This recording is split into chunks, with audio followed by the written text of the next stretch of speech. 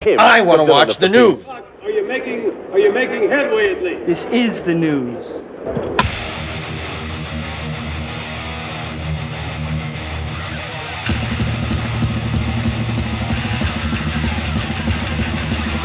Schmack-a-ma-gob, it is time for the only news that matters on Kiss Wednesday. And Ace Frehley believes the original Kiss lineup was a victim of its own success. You think? As the band's first guitarist, Frehley's initial tenure lasted from 73 to 82. That run included Kiss's rise to international fame and featured many of their most commercial successful albums. Still, Frehley's exit in 1982 was the result of a growing tension within the band, both due to creative differences and personality clashes. During an appearance on the Guitar Tales podcast, Ace Frehley reflects upon his history with the band. He said, "We created something that will endure way after we're all dead and buried.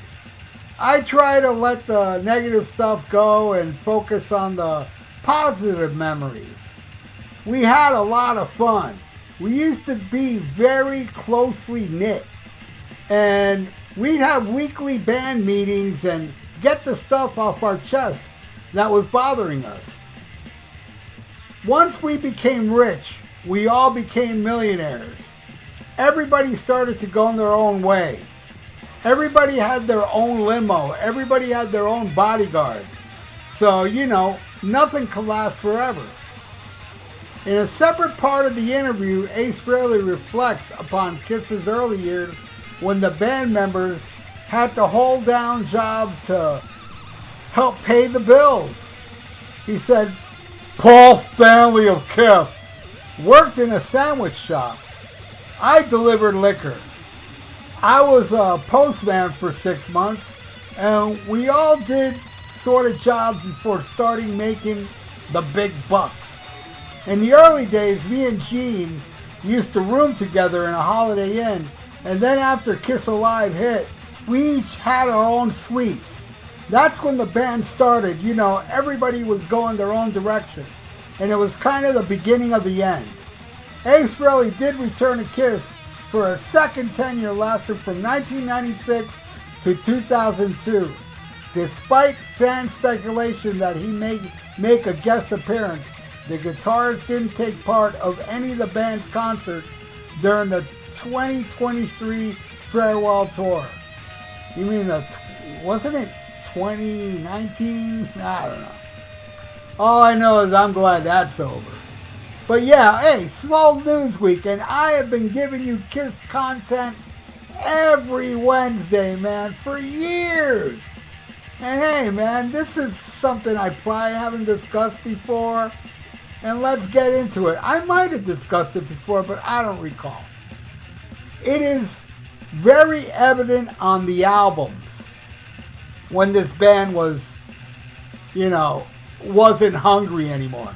Now, these albums that they weren't hungry anymore, I still love some of them. I love Dynasty. I love Elder, and they weren't doing nothing. I love those albums. But up to Love Gun, really. I mean, you already saw the, on Love Gun, it's still the original band. I believe it's the last album with all four on the whole album. But you started to hear, I started to hear it creeping a little bit. Not a lot. Very little on Love Gun. On Dynasty, come on, Peter Criss isn't even on the album except for one song. Now let's get back to the very beginning when it was Kiss. The first album. Hungry, Killer. In my opinion, their best material. The greatest Kiss material for me is on that first album. Black Diamond, 100,000 Years, Do Strutter. That's their best songs, man. But you also had some great songs on Higher Than Hell and Dressed to Kill. Both awesome albums. All three. My favorite era of Kiss. because that was them just trying to get rich. You know, and they struggled, man. And it's hard to believe. It's 3 albums, and it was just what, like a year, you know, for Kiss Alive. So that's like just a year later they became huge. But in that 1 year, for the first album, Hot and Hell, Dressed to Kill, they were out there slugging it out, you know. And 1 year later, in 1975, they released Alive, and it exploded. And then they went with Bob Ezrin and with, you know, The Destroyer. And by the way, I'm going to keep talking about Kiss for a second, but any of you out there have different opinions than me when it comes to all these albums, please leave it in the comments below. Now I shall continue. With Destroyer, they got Bob Ezrin, and to me, I love Destroyer, but it's a weird album, man. Bob Ezrin did some funky stuff on that album. Like Flamin' Youth, I think could have been a better song without the stupid circus noises. It's terrible, and I don't know why they didn't use Ace Frehley's guitar solo on Sweet Pain. It was recorded, and for many, many years I'm hearing, well, Ace had to do a card game, so he couldn't do the solo, so Dick Wagner did it. And then all of a sudden this Resurrected comes out, and hey, look, there's an Ace Frehley solo, and it's awesome, I think. I don't know, it's just some weird stuff going on in that album. But man, then you flip the coin around, and Bob Ezrin came up with that solo in Detroit Rock City, that melodic killer twin guitar. That shit is awesome. I mean, Detroit Rock City is such an awesome song, and you throw that in the middle, special, man, you know. So I mean, he did have some cool shit, but for all you Kiss nerds would know this, Destroyer was initially a flop, and the hardcore Kiss fans weren't happy with it, so they panicked. Kiss panicked and ran to the studio to do Rock and Roll Over, and while they're doing that, DJs started flipping over Detroit Rock City at the radio station playing Beth. Beth became a huge hit. Beth saved, you can say Peter Criss saved Destroyer. But they were already in the midst of Rock and Roll Over, and Rock and Roll Over, I think, is still that hungry album.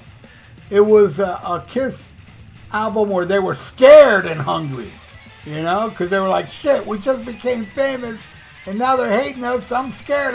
Let's do an album like the first 3, man.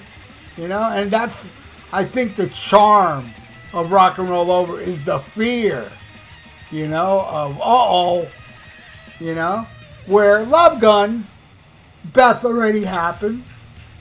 They were huge, so they were in their comfy zone. And also, I see a blend of Rock and Roll Over and Destroyer in Love Gun, even though it's recorded by my personal favorite Kiss producer, Bob Ezrin. They're like, you know, stuff like Almost Human is kind of like a God of Thunder thing. You know, there was some, you know, freaky stuff on Love Gun, though. I love Love Gun. Then Kiss Alive 2, that's super Kiss, man. That's when they were humongous. All that fame, all that money, after that, it was just a car wreck. Where Peter Criss didn't play on Dynasty except for one song. Peter Criss didn't play at all on Unmasked, and there's songs on Unmasked like Shandy. The only people on that song is Paul Stanley and whatever drummer. Paul played bass, guitar, and sang. You know, so, and you know, I'm sure the rest of the songs too. It just became a mess after that. It was no more longer a band. It was each of the members bringing in their own musicians, and Peter Criss was officially gone. And then The Elder happened, and then Ace was unhappy with it. And I've heard Ace say in later interviews that if he knew Kiss would have done Creatures of the Night, he would have stayed in the band.